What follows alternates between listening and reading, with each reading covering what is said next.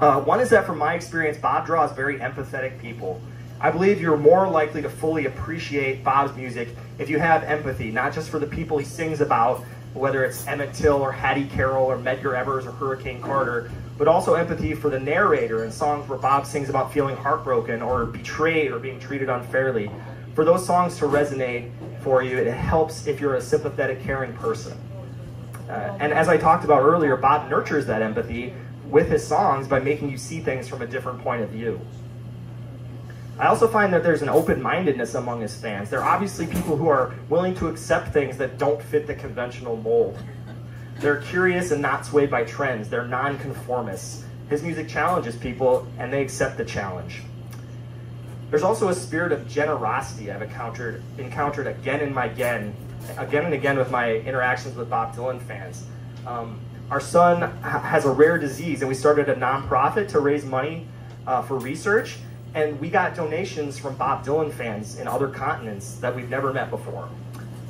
And another fan that we've never met named Ian carried our shirt with our logo on it around Europe and took photos of it at every venue all over Europe to raise awareness for this nonprofit that we started.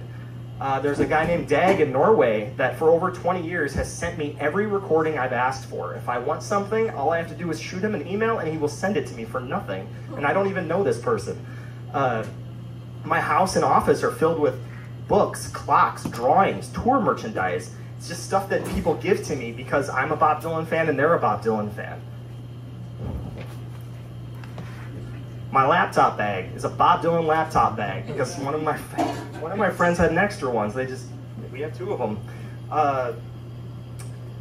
At shows, I've seen multiple instances of people that have extra tickets, and rather than trying to make money, they're like, hey, I love Bob Dylan, you love Bob Dylan, I want you to get in and have a great time, here's a ticket. And I've seen it happen over and over again. And I think people just feel so passionately about what they've discovered in his music that they just want to share it. I also find that a lot of his fans have a creative spirit, often inspired in part by Bob's creativity, to play their own music, make movies, paint, write, draw, make jewelry.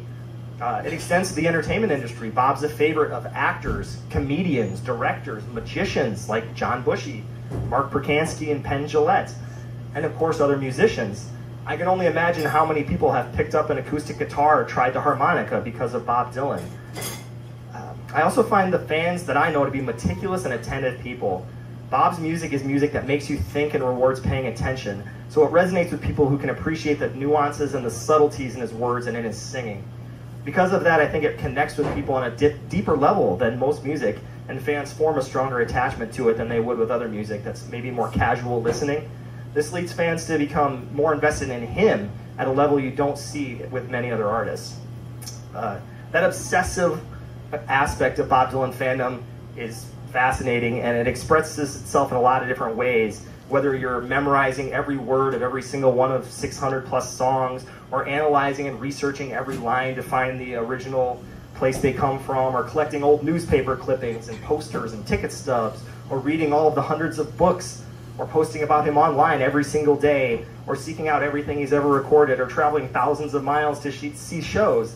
And this is one of my favorite things we talk about on the podcast, and just a few examples. I talked to Michael Glover Smith from Chicago, and he did an 80th birthday tribute post where he did his favorite 80 Bob Dylan songs on Bob's 80th birthday. And he told me that he started working on it on Bob's 79th birthday and spent a whole year writing it and rewriting it and changing the order of the songs so that by his 80th birthday it would be just the way he wanted it to be. And that's a lot of work just for a Twitter post or whatever, or a blog. There was another guy, I don't even know who this person was, but he found out online that I had a copy of a show that wasn't in circulation, that nobody else had. And I told him, sorry, I can't make a copy for you. I don't have a CD burner drive. And he mailed me a CD burner drive for free and said, can you use this to make a copy of the CD and then send it to me? And yeah, of course. I talked to Sean Latham on the show, the director from the Tulsa Institute World of Bob Dylan event. And that hosted 500 Bob Dylan fans for an event like this to talk about Bob and bring fans and scholars together. And he told me that fans were stealing signage, and anything that said Bob Dylan on it that wasn't like nailed to the ground, they took. So that's the difference between a scholar and a fan. Yeah, exactly.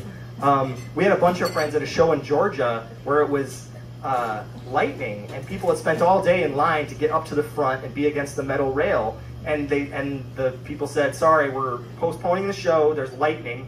And these people said, no, we're not leaving. We're gonna hold on to the front row metal rail. And they started chanting, rain or shine, we're not leaving. Bill Pagel, of course, collects Bob's houses and everything else, and has logged every song and every show we've played for over 30 years. And Carl Eric Anderson collects daily articles and news from across the internet and shares it every day at expectingrain.com. And that just shows how active Bob is. He's just churning out content and material to the extent that for the last 25 years of the internet, there are a few dozen articles about him every single day, no matter what's going on. And that just feeds that obsessive fandom and fuels that interest that people have in him. You also see that obsessiveness online and how closely fans follow his touring. If Bob said, thank you friends, or played an uncommon song, or changed an arrangement, or sang a new line, or a new word, or sang the same word but in a different way, on any given night, anywhere in the world, someone is there recording it, and there are thousands of people online waiting to talk about it and hear it. And you have to be doing something pretty interesting for your every move to keep people's attention like that for going on 4,000 some concerts. It's also worth noting that no musician's history is more closely tied to his fans. His very first success came from the power of his